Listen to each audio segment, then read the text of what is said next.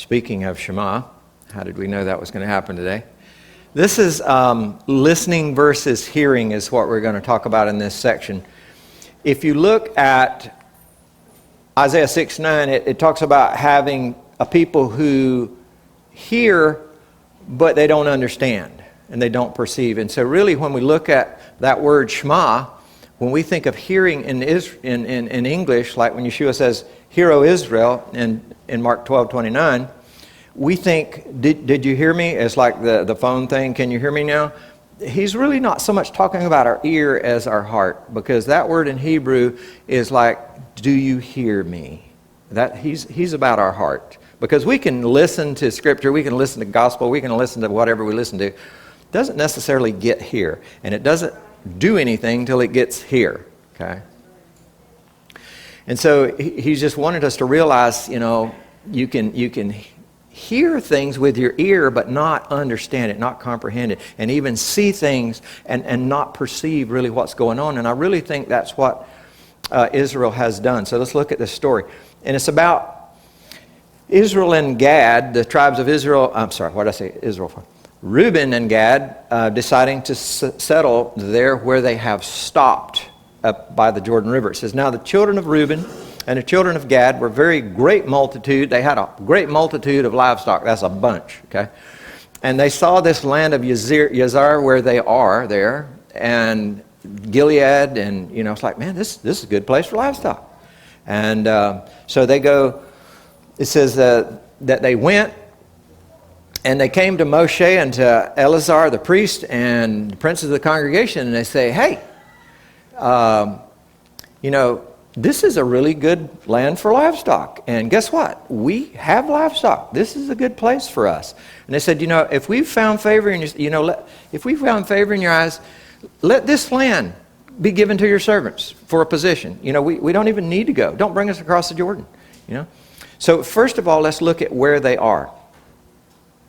So they have come from way over this way, and they've made their way, actually from way that way on this map, been kind of coming up through here, came around. I shared with you the other day that where they had been. And they end up in this Jordan River Valley, just north of the Dead Sea. The Galilee is further to the north if you go on up about to some of the piers up there. And so that's where they are, that little flat valley. This was interesting. I found this picture. This is 100 years old. It was a drawing made by the British Army in 1918. And so this is how they pictured it. So if we were in 1918 and I was teaching this, I'd be really excited. I would hold up that map and say, get it? But it's not. Okay? We have Google Earth. So it's a little easier to see, and it's in color. So what's neat is the Bible calls it the steppes of Moab. And what I wanted you to see, you can see the Jordan River there on the left. And then you see some mountains where there's really not any fields or anything. These are fields here in the center. But you see that rocky edge where you can tell that's steep like a step. So there's a valley, and then there's a step, and then there's a plateau here, a plain. And then over to the right, you have another steep set of mountains. So they're literally the steppes of Moab.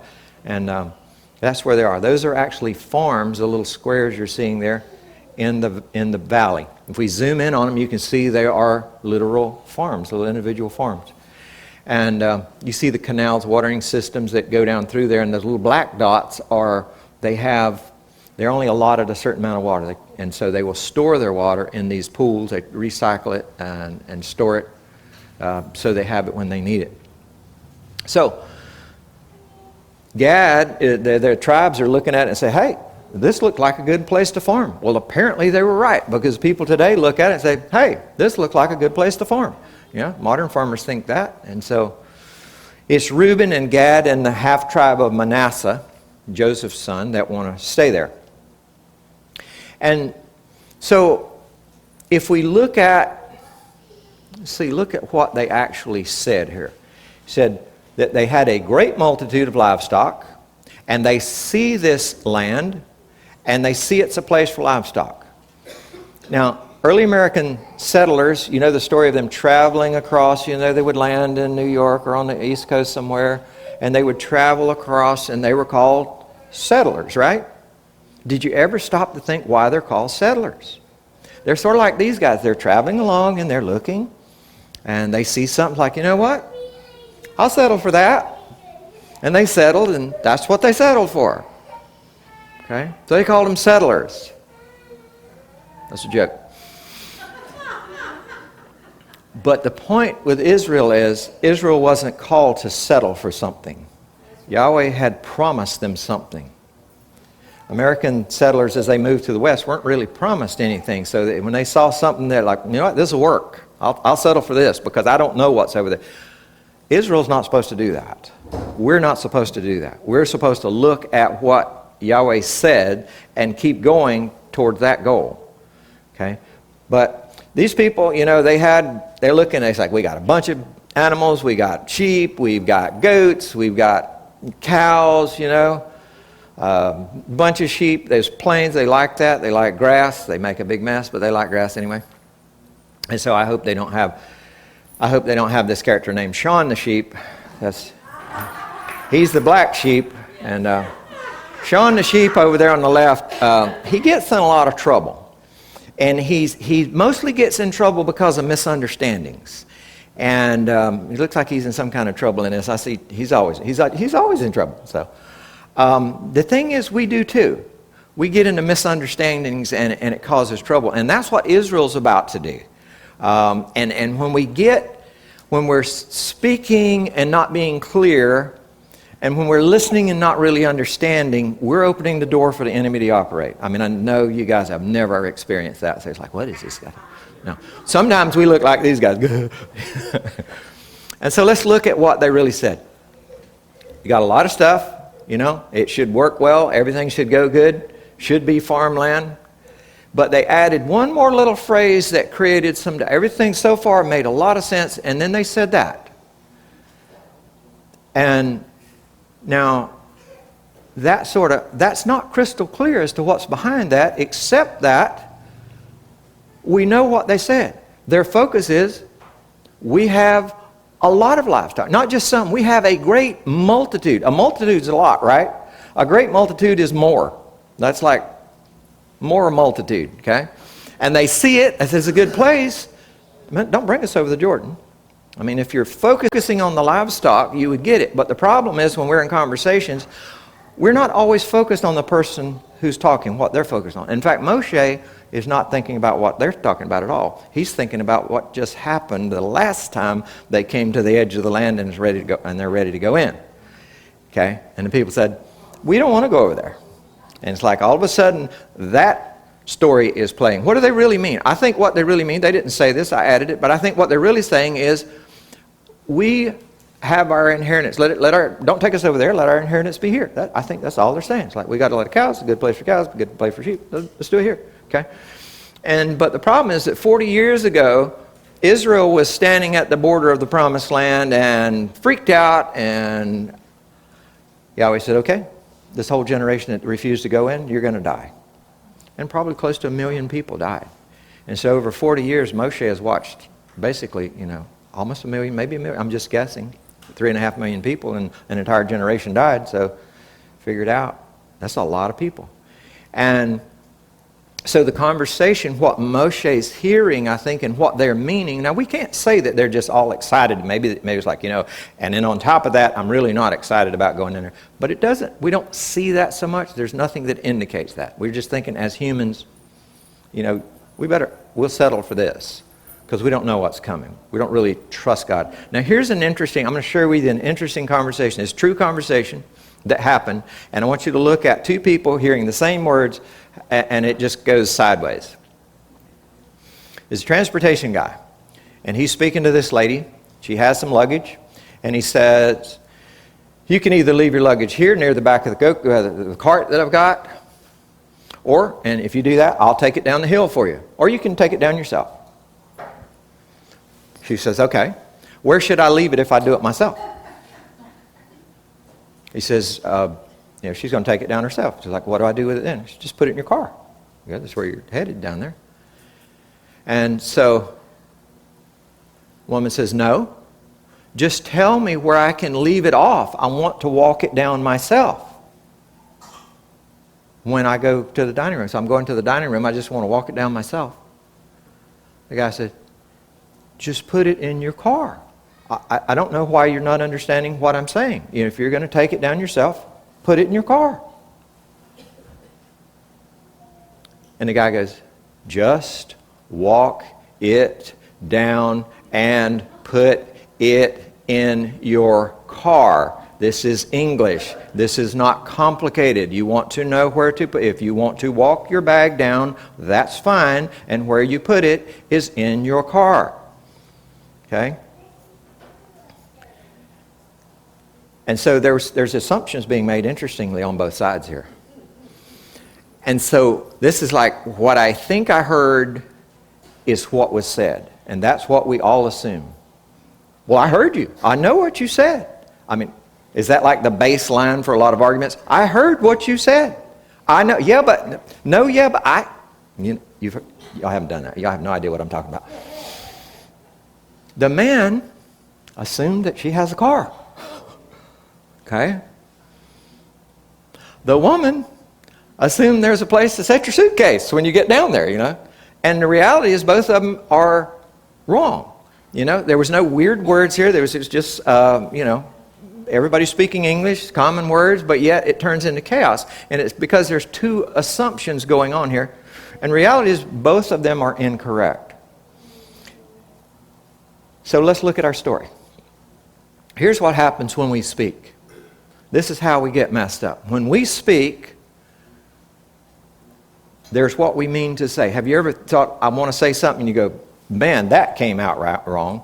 If that's never happened, come stand up here in front of you guys, and it's like a rule. It will.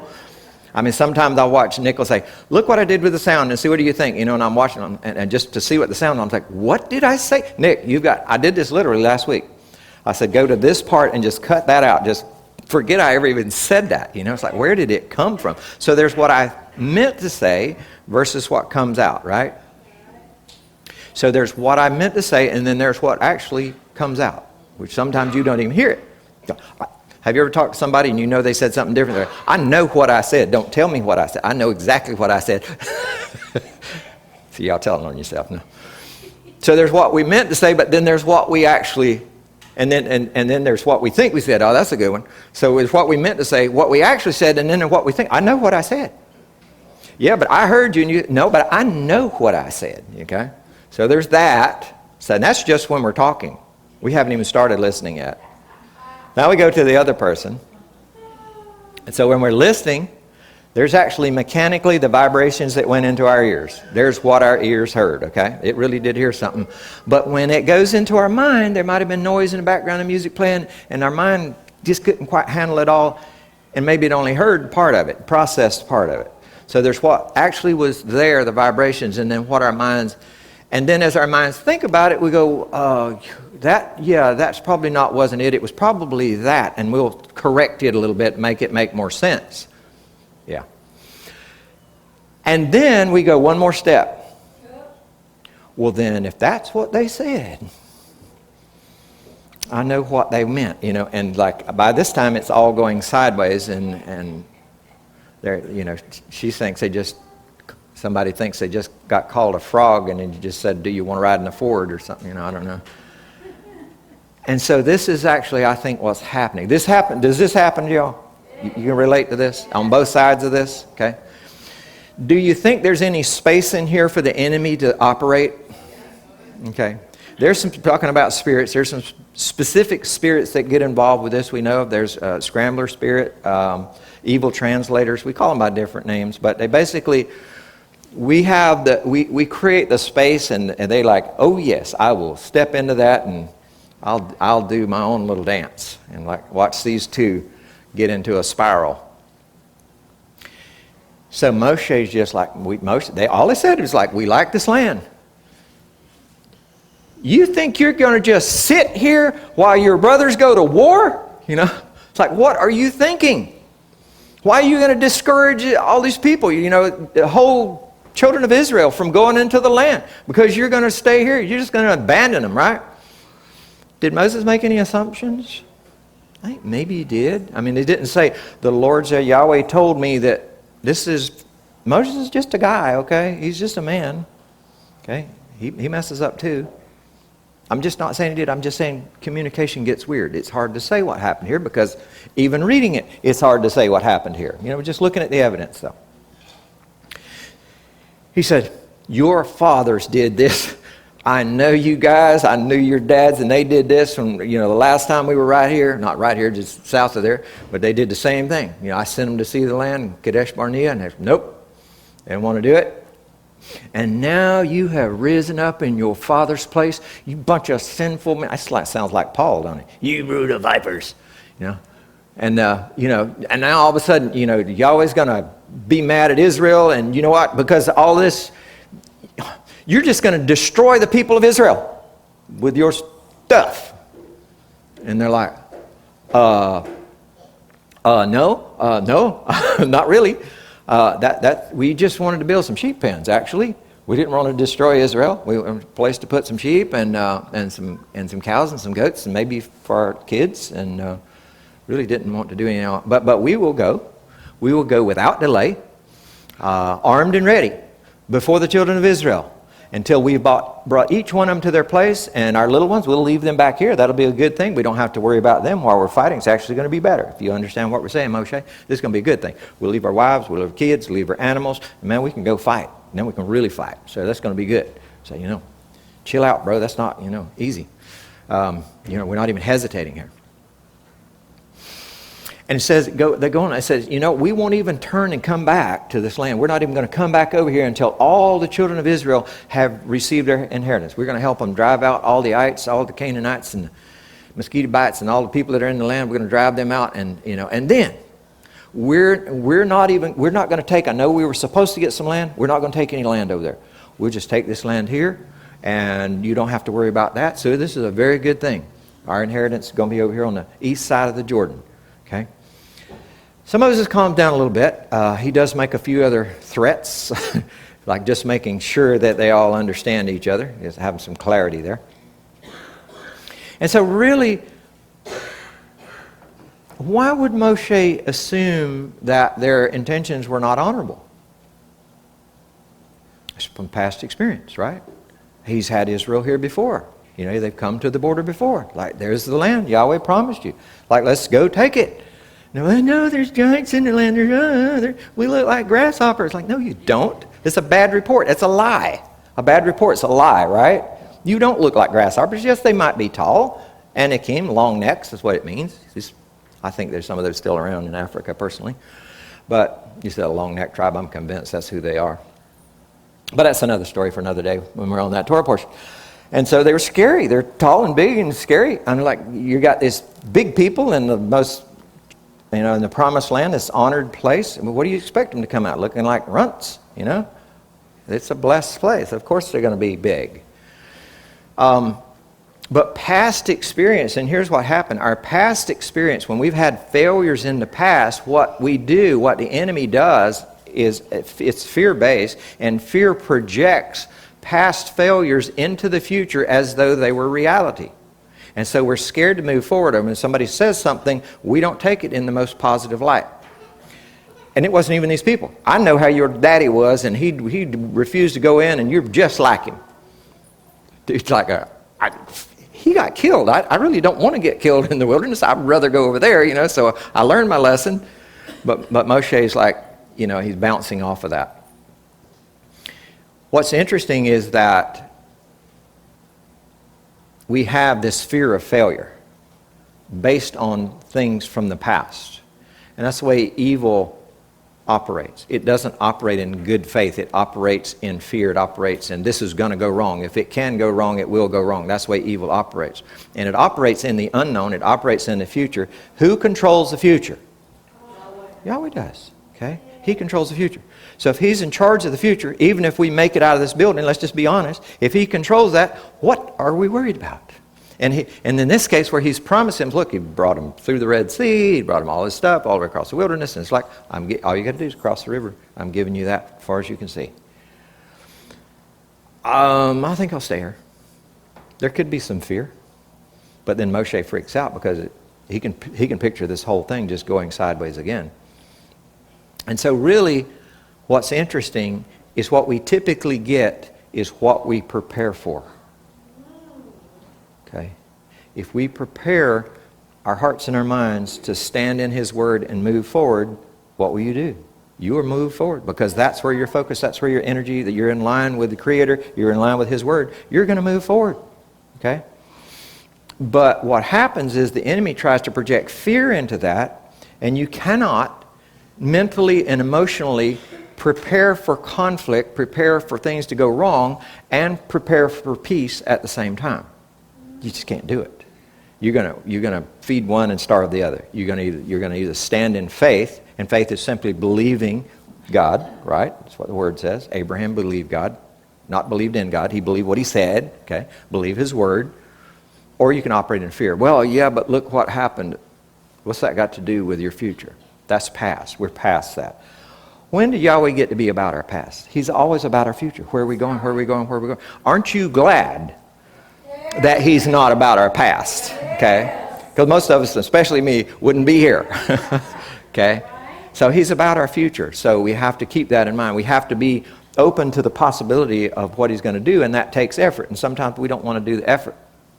So most of you is like, okay, all right, if you'll do this, look at this. He really doesn't leave them a lot of wiggle room. It's like, if you will do this thing, every one of you is like, you're going to have to do it. All of you, leave nobody out, until we've driven them all out. This is like a contract. And the whole land is subdued before Yahweh. Then, afterward, you'll be clear of your obligations. So he didn't leave them a lot of wiggle room. But the thing is, what He did there, He's being very clear, and He's not leaving any room for fear to operate. He's not leaving any room for the enemy, quite honestly. And so sometimes when we're in a situation like that where we know it could go sideways, we need to be crystal clear.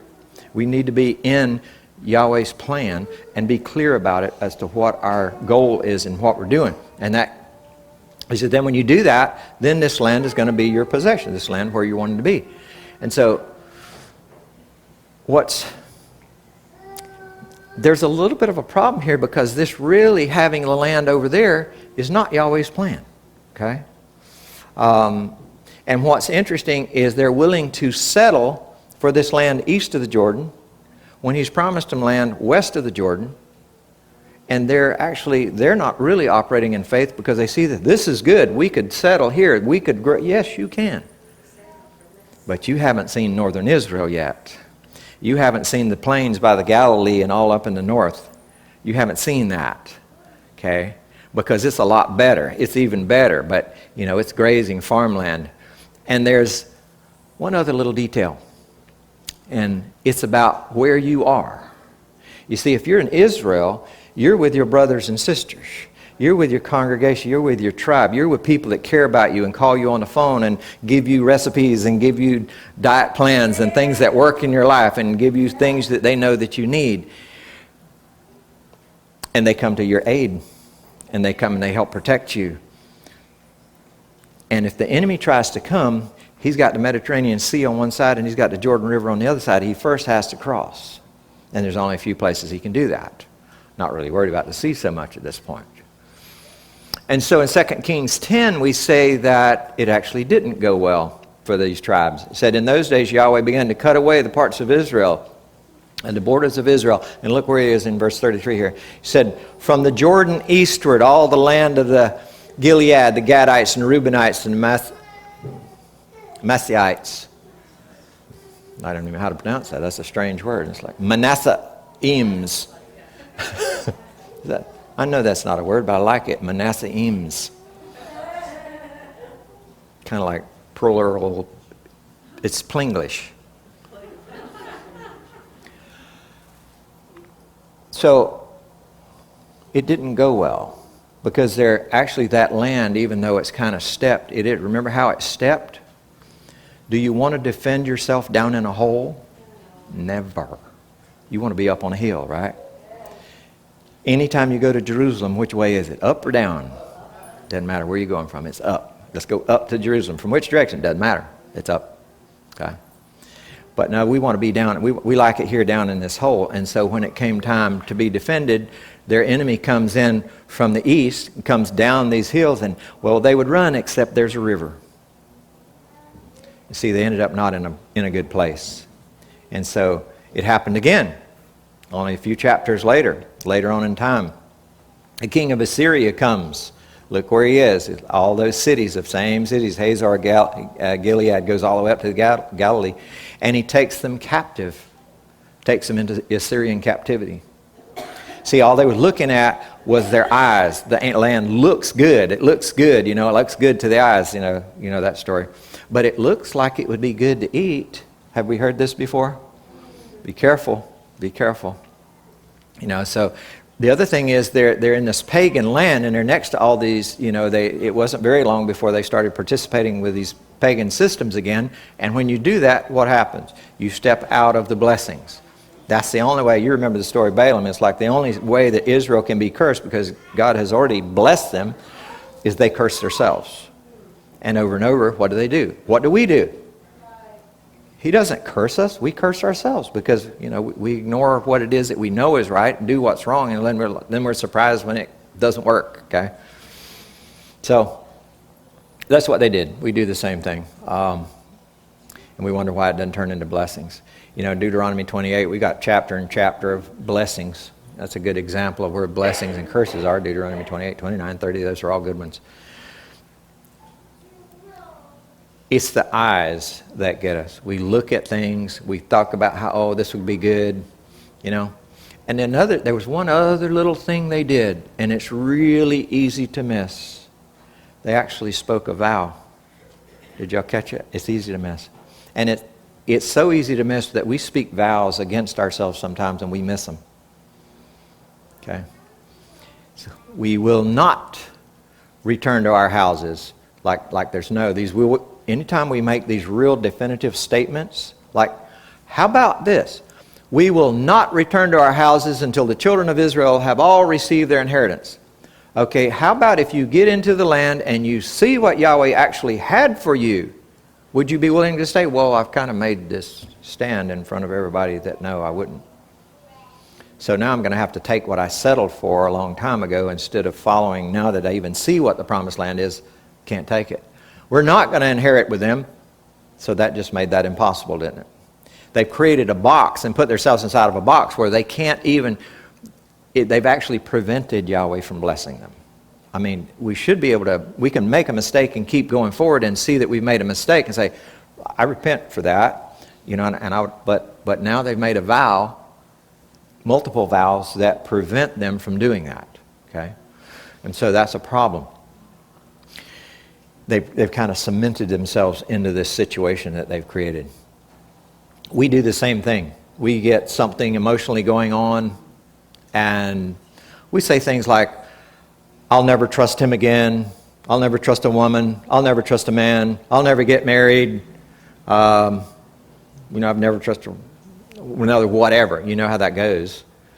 And we put ourselves in these kind of spiritual boxes like Israel did, and it makes it hard for the Lord to bless us, even though he's trying, because we've boxed ourselves in. Our goal should be to seek his will for us. And then we have to be very careful what we speak when we're in frustration, because our goal is to focus on him. When we speak things like this in frustration, it actually creates legal ground for the enemy to operate. He is a legalist. You want to talk about a legalist? He's a legalist, okay? He doesn't have permission until we give him permission. And so when we create that space, and so we have to be really careful. James talks about that. The Bible, it says, if it's Yah's will, then we'll do such a thing. James 4 says, you don't know what's going to happen tomorrow. You don't know what your life's going to be like. So why are you making all these statements? Instead, you should be saying, if the Lord wills, and we live, we're even alive, like step A, if we're even here, the Lord wills, then we'll do this. And if it's not his will, we'll do something different, okay? And that leaves room for Yahweh to act in our lives, for him to operate in our lives. And of course, some people ask, like, well, why did God allow this to happen? I got here in this pickle, and why did he let this happen? The answer is actually pretty simple. It's because he loved us enough to set us free, okay? And then he told us what was good and what was right, but he's not going to force you to do that. He sets it before you. If we speak and act in his will, then we're going to step into the blessings that he has for us. And Yeshua died, of course, for our sins, to set us free from that sin of curse, curse of death and sin. And if we step into that freedom, and if we step into that power through that door that He created, we can get back in harmony with our Creator. Because He made a way. I mentioned earlier, when there is no way, He made a way. He is the way. That's why He says, I am the way. It's more than you think. It's like He is how this works. When we mess it up, He's like the reset button. And the reset button, you reach it, it's by getting on your knees. It's actually not up here, it's down there, okay? And so you press it by getting on your knees and say, Lord, I messed up. I repent. You're right. I were wrong, okay? And if we do that, we can break the chains of the enemy. We remember what Sean looked like. I don't know if you noticed, he's like all chained up there. So we look like that sometimes. And so that's how we break his, amen? That's how we break those chains. So let's step into that. We're going to look at vows here in just a second specifically, because there's some other ones here.